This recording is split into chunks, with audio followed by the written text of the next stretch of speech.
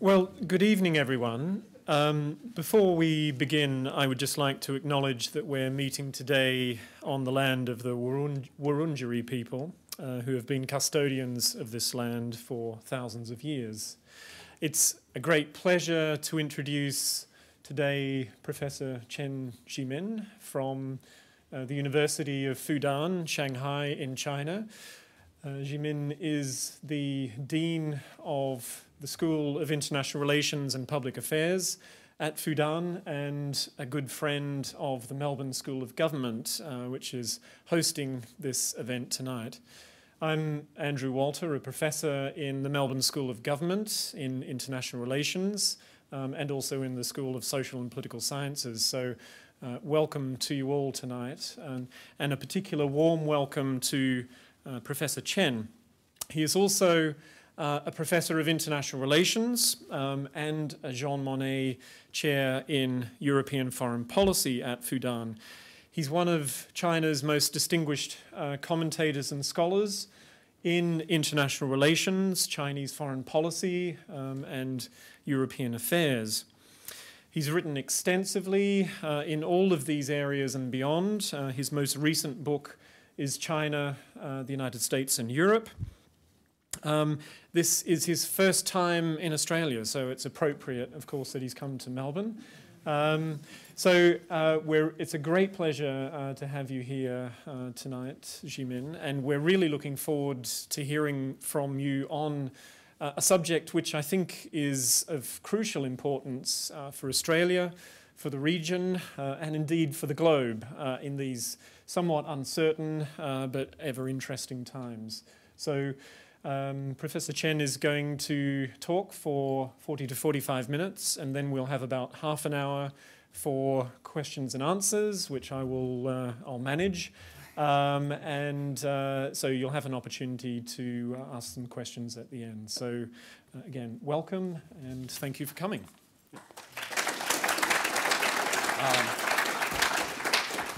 Thank you very much, Andrew, for a very nice introduction. And thanks very much, Professor Sullivan and Dean Considon, and all the colleagues that helped me to come to Australia and Melbourne for the first time, and to Melbourne University. I think it's a lovely day, nice view, very diversified culture. I even spot the noodle shop on the corner in the campus. And also I feel very engaging this academic atmosphere in this university. Really feel at home.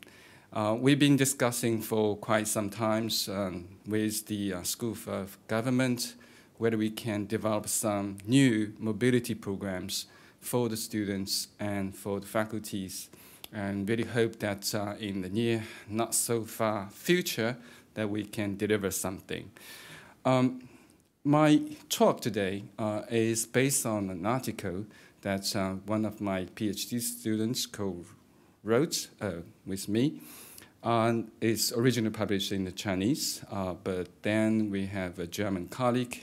She happened to come to the May 1st, this European Asia conference. So she translated into English, and I think we address a major issue in the Chinese foreign policy. Recently we have several kind of books coming out looking at what kind of power China is, right? You have Susan Shirk as China as a fragile superpower. You have David Lampton, with a new book calling China as a partial power. We have Huang Gang in Beijing saying that China should be a new type of superpower, right? Anyway, I think that in the 2010, China's economy overtake Japan as the #1 economy in the region, and just 3 years later, I think last year, the Chinese economy is equal to size of Japan plus Korea and plus ASEAN 10, right? So definitely China is on the rise, very much economically, but at the same time, with our double-digit increase of military spending, the Chinese also have developed capacities which allow it to project some of its powers around the world. We've been in the Gulf of Aden, operating some kind of anti-pirate operations there. And recently, because the missing of the Malaysia airline MH370, the Chinese sent two Air Force transportation plane coming to Australia to look for these, the missing plane, plus several naval ships being operating in the South Indian Ocean for several weeks already. Unfortunately, they could not find it, and they are pulling back, I think just announced yesterday. So with this increase of these capacities, so how the Chinese would use these capacities in its foreign policy, I think it's a question not only for the interest of our, our neighbors or other countries in the world, but also a major issue in China too. So we try to look at the concept of power and try to develop, I think, maybe a clearer and more helpful framework to analyze power. And then we try to compare the Chinese power with the Americans and the Europeans. And then in the end, we try to look at the future trends, how the Chinese power will develop. To start with, I think that we need to look at the power from the two dimensions, right? First of all is about resources of a country that can have. But at the same time, you need to combine the understanding of how the resources are being used, right? Generally speaking, when we have Joseph Nye, the Harvard professor, who developed all these concept of soft power, hard power, smart power, whatever, is looking at the concept of power in this line, right? The resources and how the resources are used. Originally, he thinks that hard power, as a kind of command power, rests on the inducement of the threats, right? And usually associated with tangible resources like military and economic strength. And he developed a concept of soft power, a power of attraction, lately he called, or cooperative power, relying on the attraction or how a country can shape other countries' preference. And this power is usually associated with intangible power resources, such as culture, ideology, institutions, which in the very beginning, he identified these three kind of intangible resources.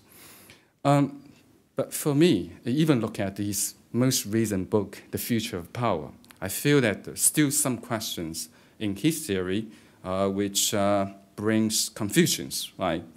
The first one is about aid. How aid is being seen as a kind of power. Because sometimes he, put the aid as a major, like soft power of the European Union. But when we look at the aid, most of the aid is actually quite material, right?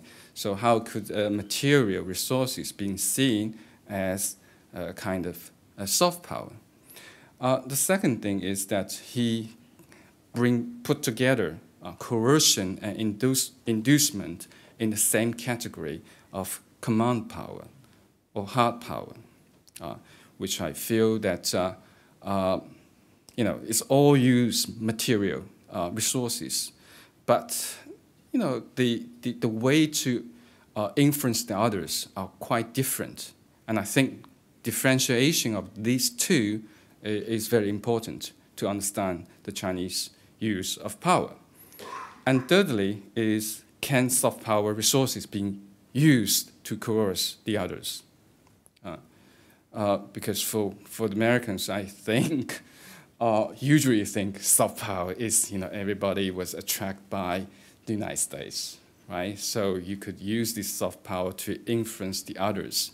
But for people, I think, living in the developing countries, they very much feel that the soft power resources can also be used to coerce,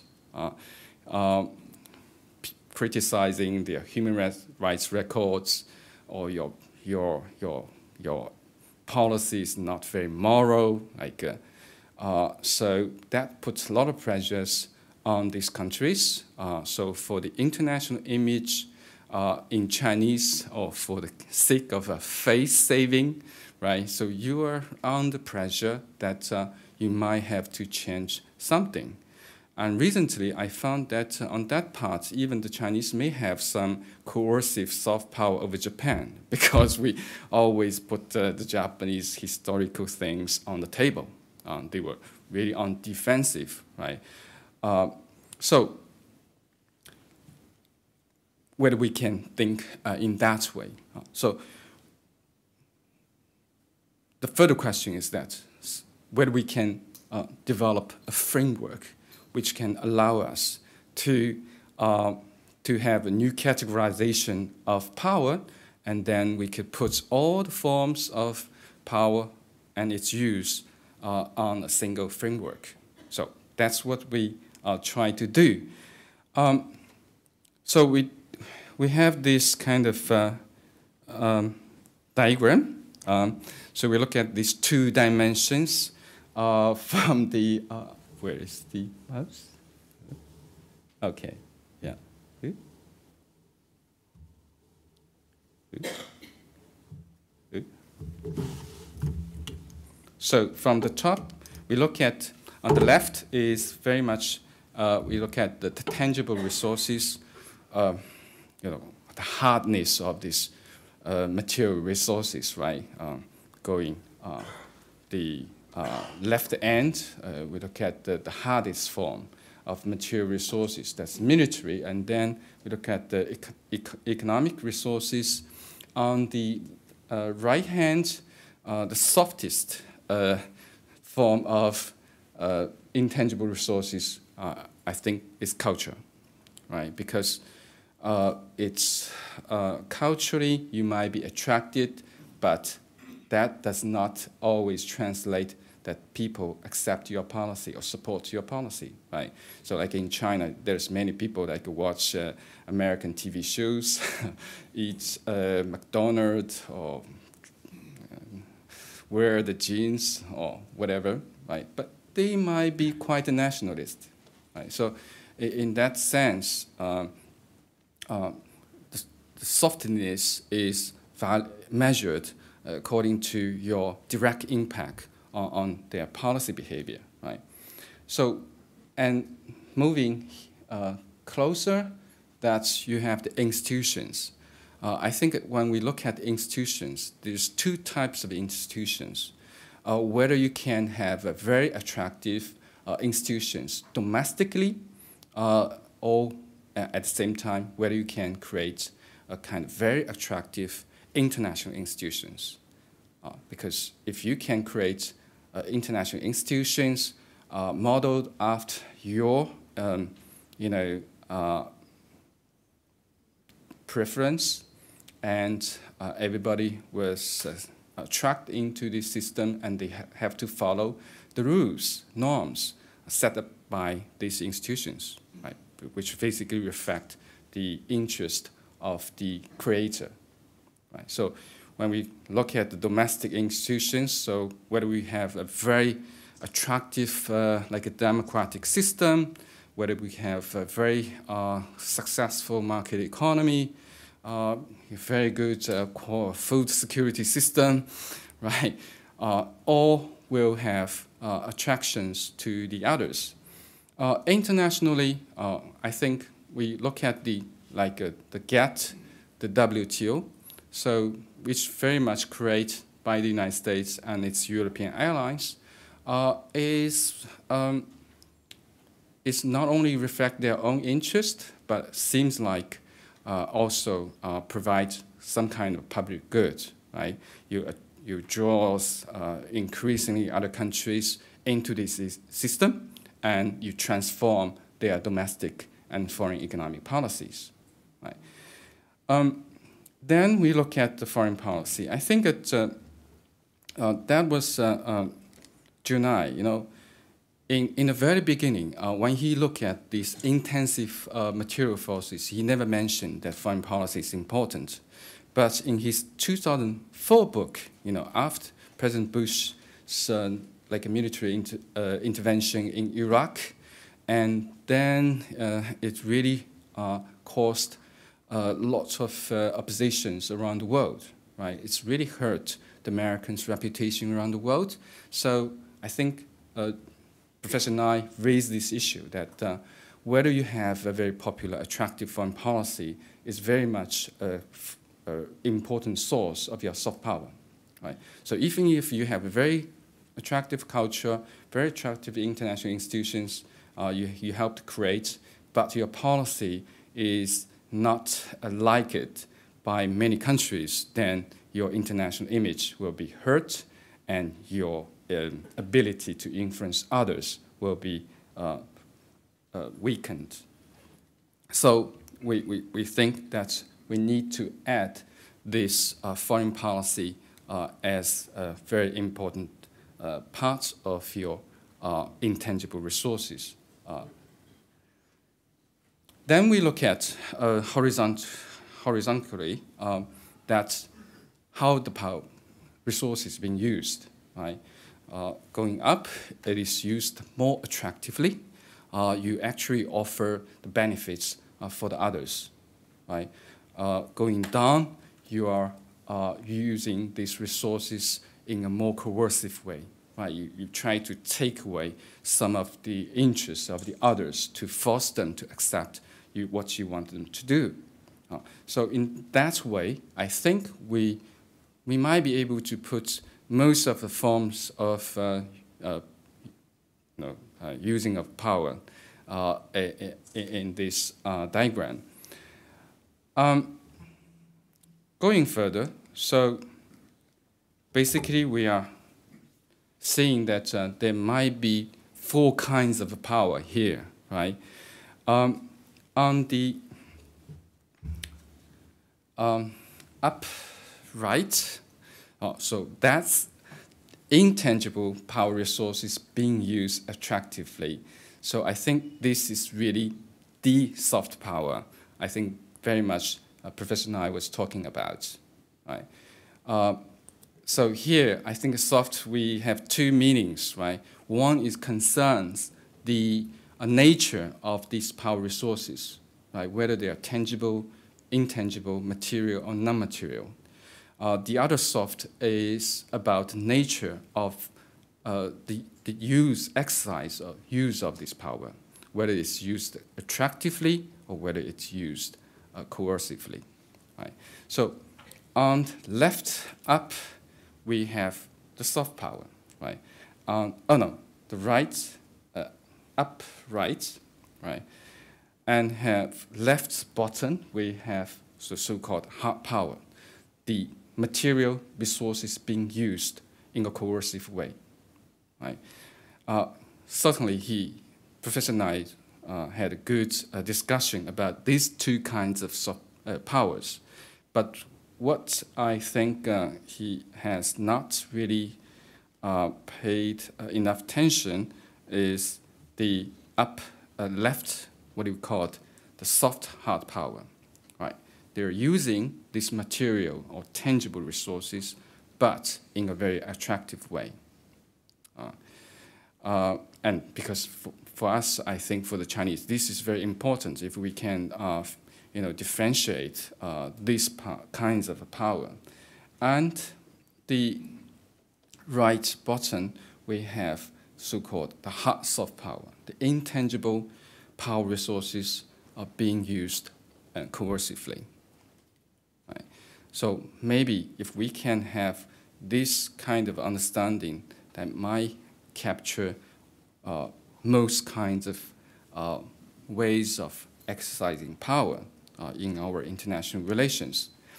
Then we did a very qualitative, analysis to rank the level of this power in various aspects and among China, United States, and Europe.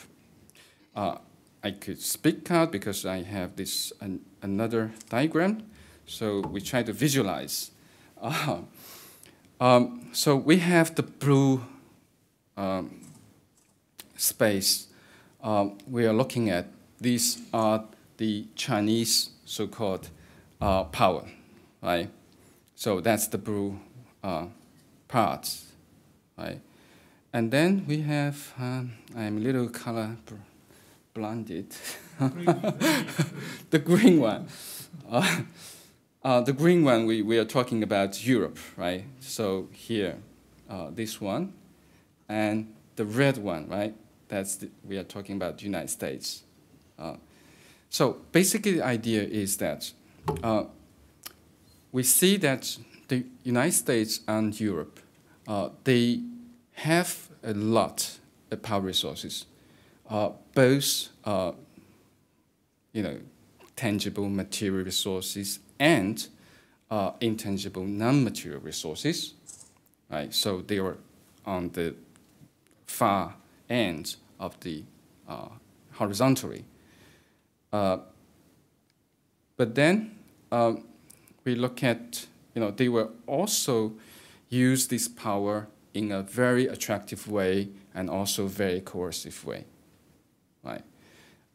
There is little shortfall here. I think that for the United States, it's here and it's here. Right? So they're missing something, right? It's kind of argument, right? Because on economics part, I think the United States is not as generous as the others, particularly the Europeans, right?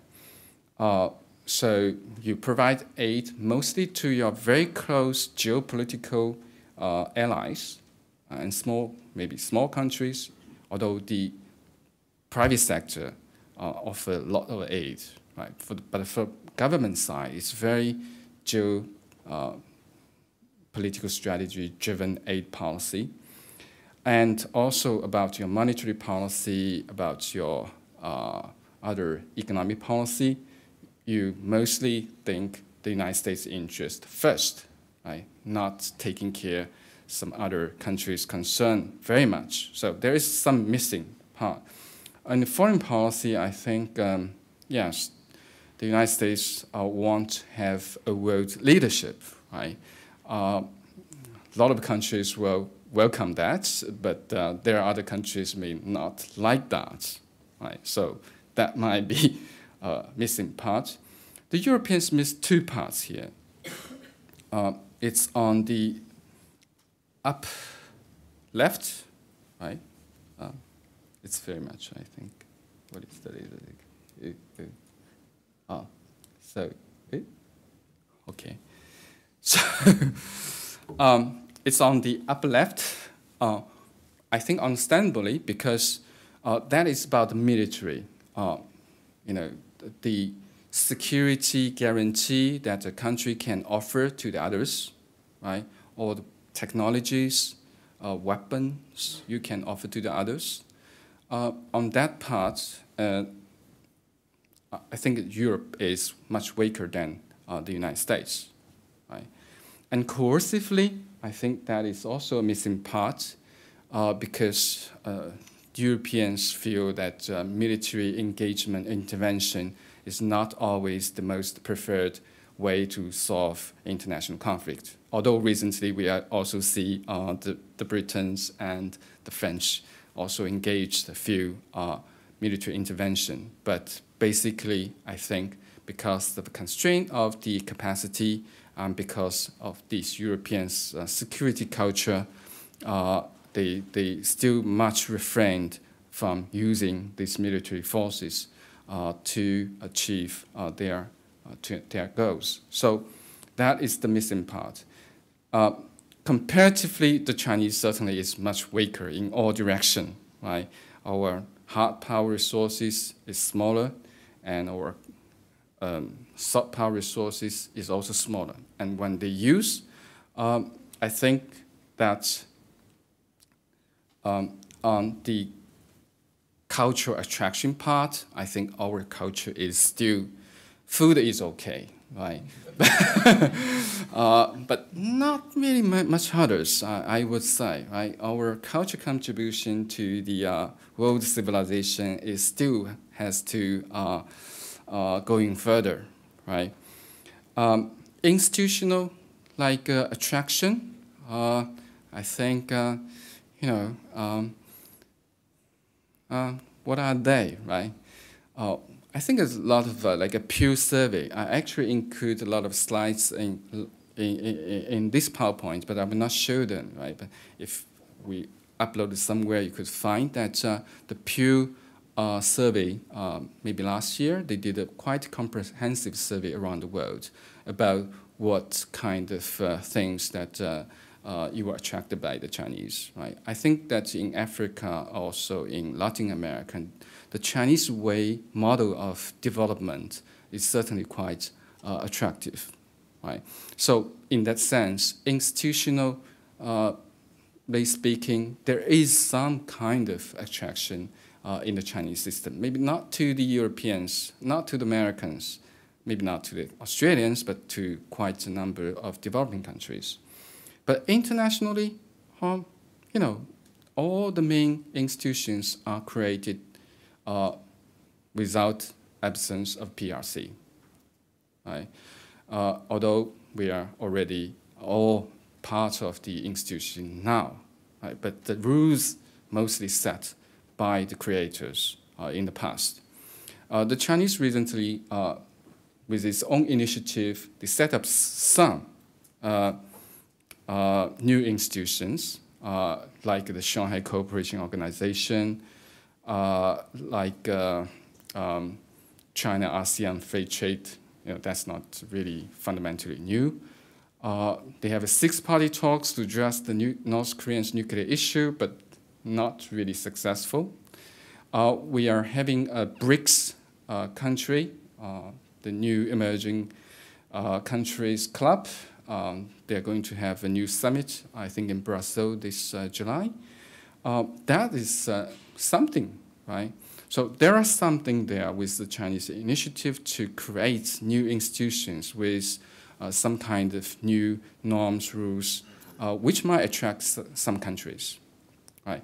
But overall speaking, this institutional attraction is lower, much lower than the other two. Foreign policy, I feel that the Chinese foreign policy maybe not liked by certain countries, but in the developing world, still we have quite a number of friends, right? Because the Chinese mostly emphasize the sovereignty, non-interference, those win-win cooperation. So some countries like that, right? Or I think very important source of our power, influence, comes from our economic attraction power. Right? Because of this market, and now it has more money to invest abroad, more money to buy some countries' debt,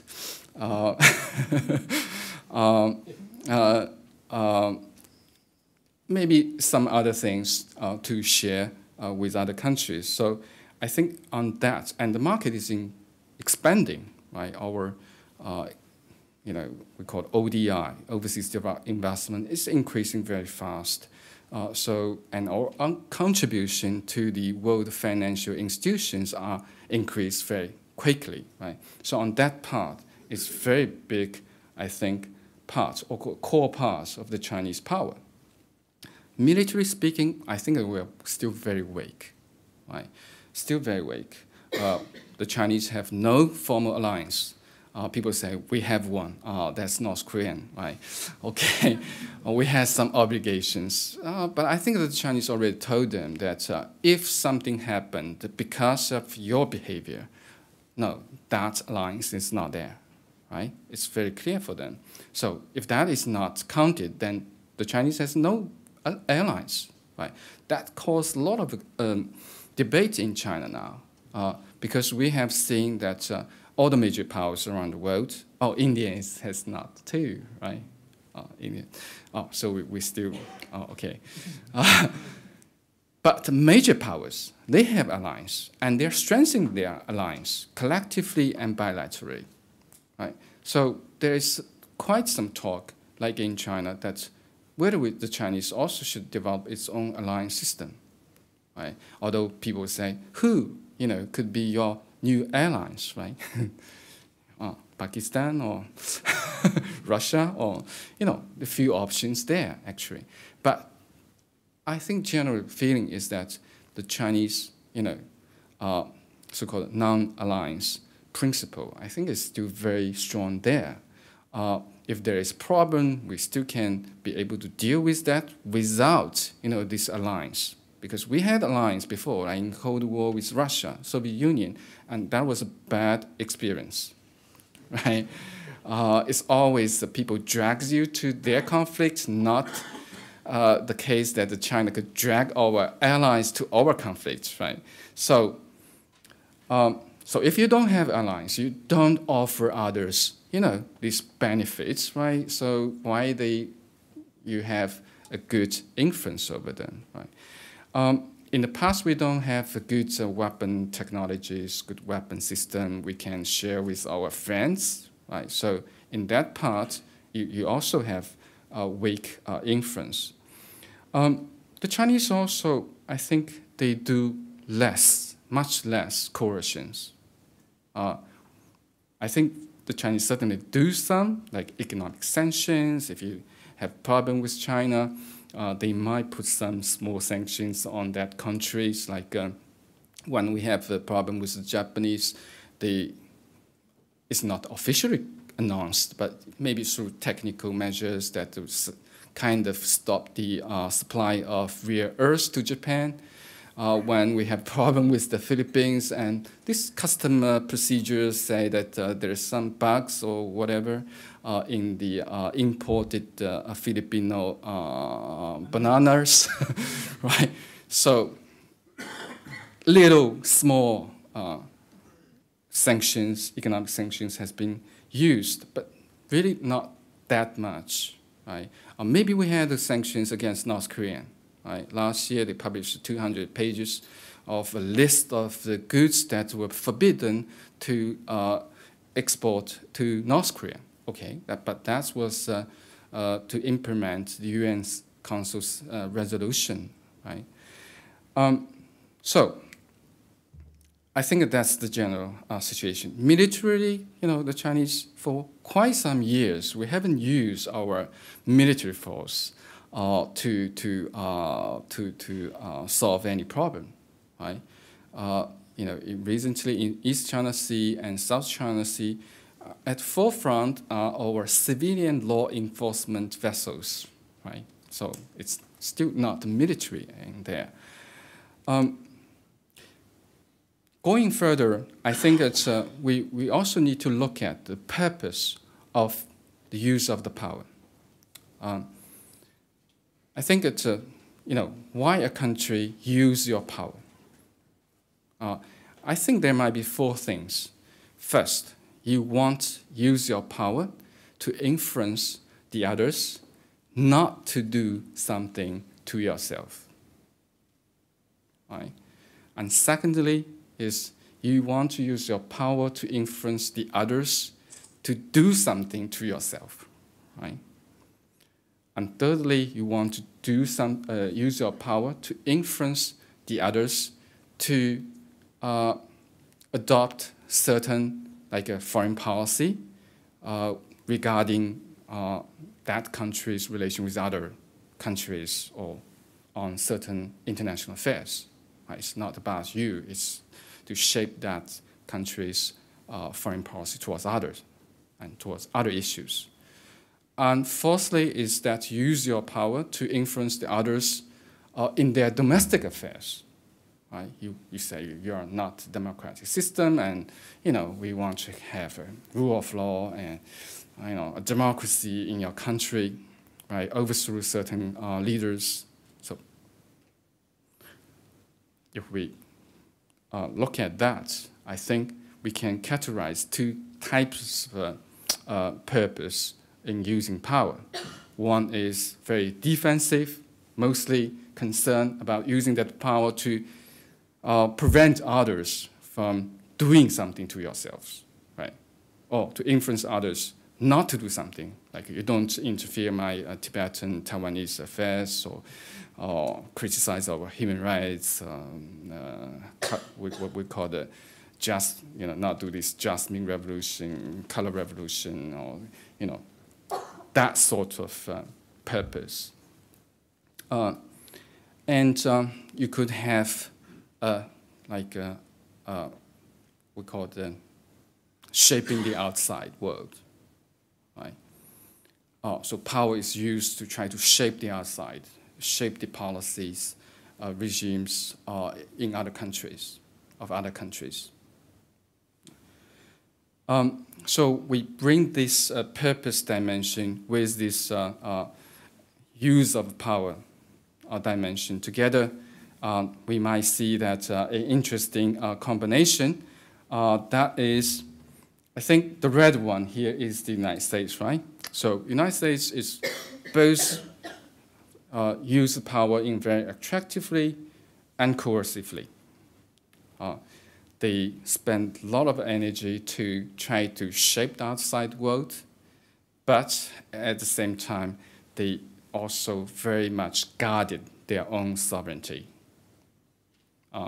That part might be, a lot of people might not agree, but I have Ian Manus, one of his research results, right? I think in 2004 or 2005, Ian Manus calculate, the number of international treaties which were seen by others as quite intrusive to a country's sovereignty, and to see how many of these treaties being ratified by various actors, countries or group of countries. So you look at I think it's 10 human rights international treaties, 8 labor rights treaties, 7 humanitarian treaties, and 6 environmental treaties. And look at the ratification situation. Right? And he found that out of these 31 treaties, the Europeans on average ratified 30. Right? The Chinese ratified 18, and the Americans ratified 11. Right? So they don't like all these international treaties will restrict the Americans' behavior at home. Right? So in that sense, I feel even the United States could be seen as the most defensive among the three. Right? What about the Europe? I think that for the Europe, that's the green one, right? So they certainly emphasize a lot to attract others. Very much coercive, but less coercive than the United States. They also had a very big vision or a mission to transform the outside world according to the European model or European norms that would we talk about the normative power of Europe. Right? But at the same time, I think the Europeans are much open that to welcome the others also to intervene in its own affairs, right? Because the very different mentality are what we call postmodern, right? So the internal experience is very much a shared sovereignty or with sovereignty transfer to a European Union. So they are more willing to extend this European arrangement onto the world stage, which means that I can intervene in your affairs and you can intervene in my affairs, right? So in a way, the American way might be, I I may be able to intervene in your affairs, but you cannot interfere my affairs, right? And the Chinese, maybe I don't want to interfere in your affairs, but I don't want you to interfere in my affairs, right? So it's quite, I think, somehow maybe exaggerates, but distinctive way in looking at these issues. So basically, I think the Chinese is very much concerned about using the power to defend itself. So far has used not so much power resources to shape the outside world.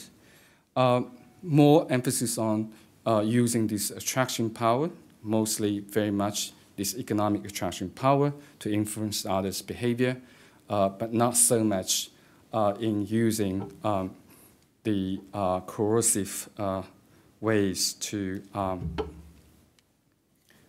advance its goals. So we might have some distinctive strategy of using power.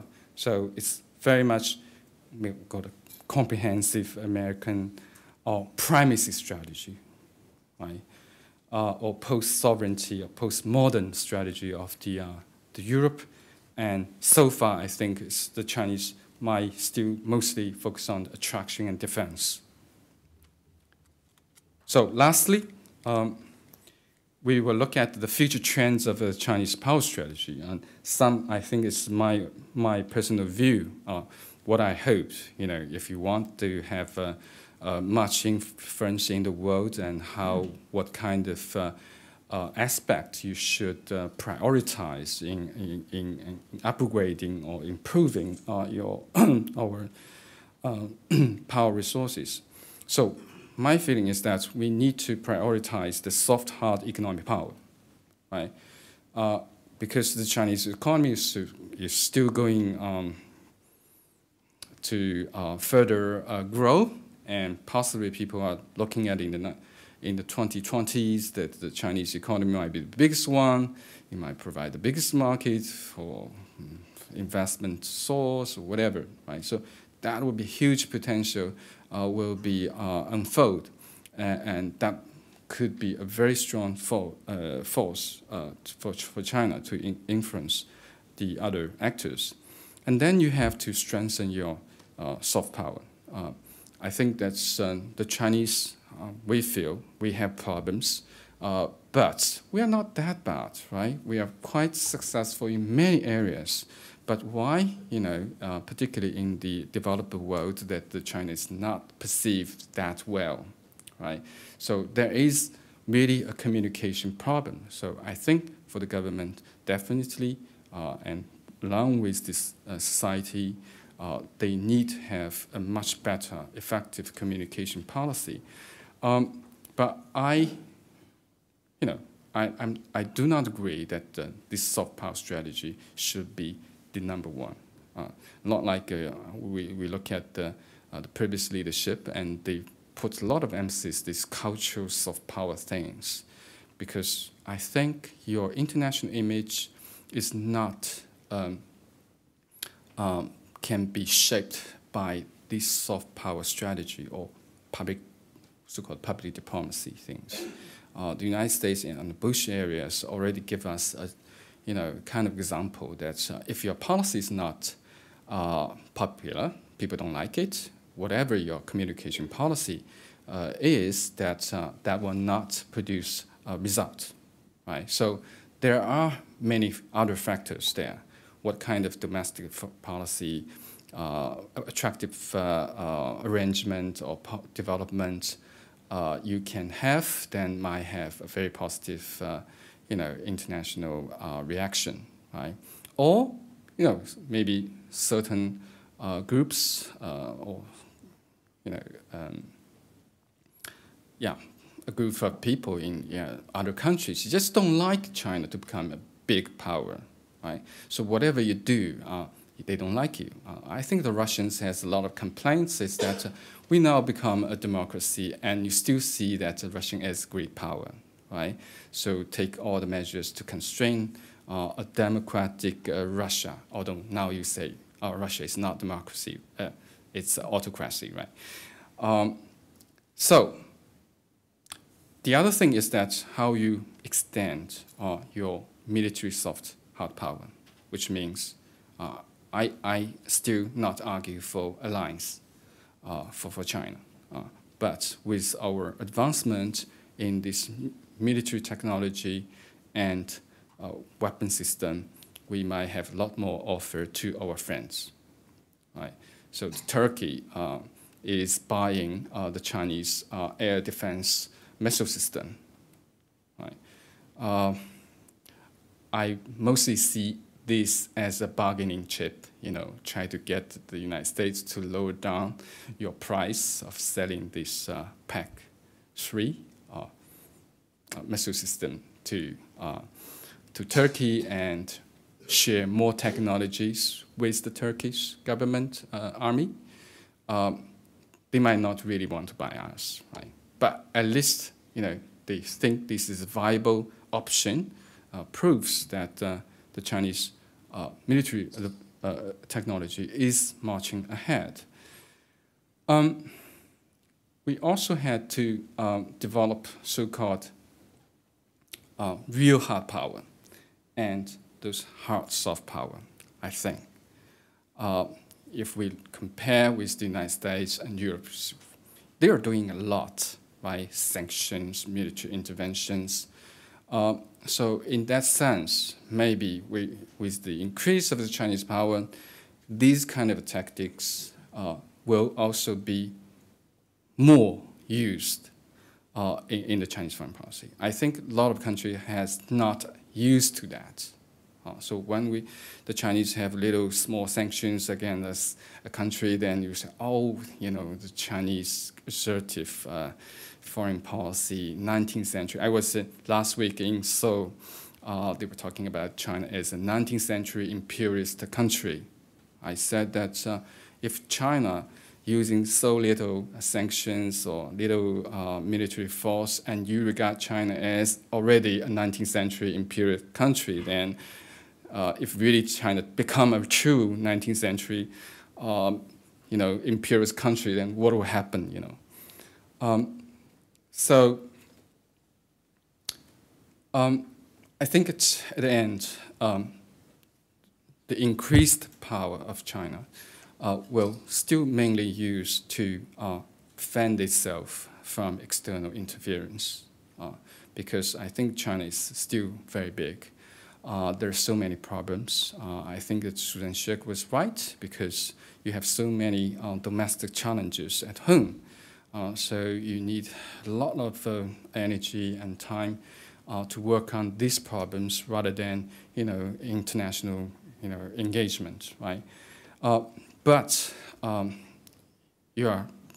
when Chinese focus on us as still a developing country, other countries look at the China as a big, great power, right? Look at all your great gate numbers, and you are number 1, number 2, number 3, right? So there is great, I think, external expectations that China should do something in the international affairs. And as a member of the Security Council, you are obliged by this UN Charter that you have a special responsibility to maintain international peace and stability. Right? So I think the Chinese has to allocate a lot more resources, try to engage in the international stage and helping to solve many of the problems, and in that also might have influence of many other countries. But I hope that is mostly the power will be more softer, but at the same time, I think that we all need to prepare that the power could also be used in a little harder way. But I do not want that we are going down to impose same number of sanctions as the other countries will do, right? So you still try to restrain the use of coercive power in our foreign policy. So maybe some going down a little bit, but not to the bottom. So thank you very much.